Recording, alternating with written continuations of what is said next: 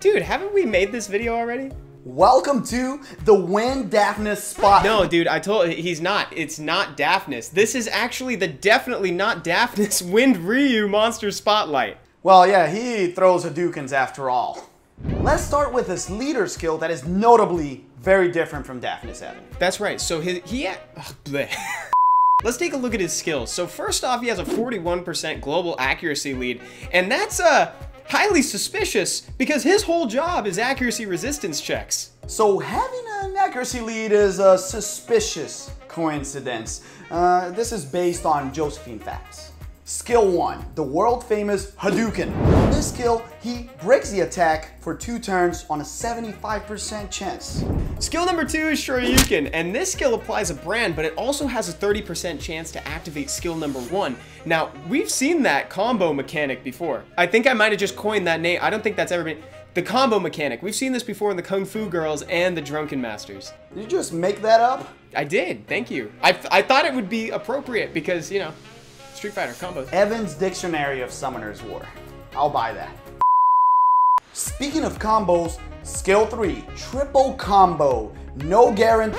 Wait, why is no guarantees on script, Evan? Because this, dude, that's what this skill is. There's no guarantees. Everything is if. If that, then this. Well, there's only 2 or 3 ifs in this skill, so you basically attempt to strip all the buffs on the enemy. If you're successful, you can put a 2-turn death break, and if what, Evan, after that? If you land the defense break, then he'll attack a 3rd time to do major damage. So he's great against Vio-Nem Trianas, or I guess by the same standard, he's great against Vio-Will Trianas too, or any monster that counters Daphnis. Part of those are water monsters that hit very hard but are kind of on the squishy side, like Minas, Vigor, that even though it's tanky, puts a lot of buffs and can be stripped, and finally, Shiho.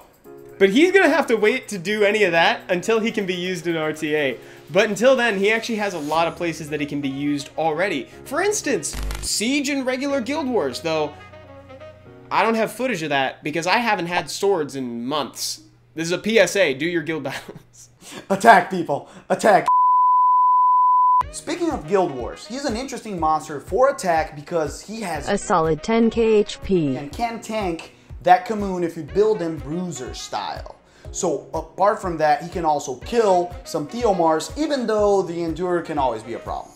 But if he's already got the Endure, he can strip the Endure. Good point. But he's not just useful in Guild Wars. You can also bring him on your GB12 team. He would only help you with damage on the waves, but especially on the boss, since he increases the survivability of your team, even though he's an attacker, because he has the strip that will take away the attack buff from the boss, diminishing its damage. And also with his skilled 1 attack break, that's basically healing. Hey!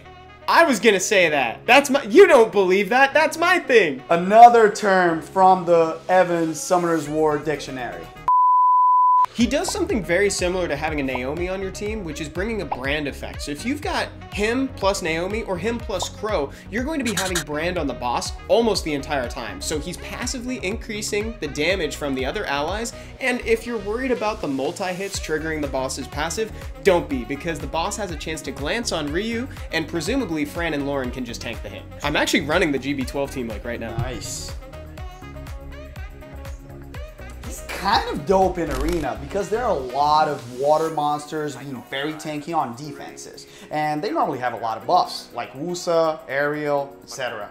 But you may also find some PSAMs and Galleons that you can just one-shot. Or even Tianas or Bastets if you happen to outspeed and they got Will on them. Remember to bring an attack bar booster. Bernard's accepted.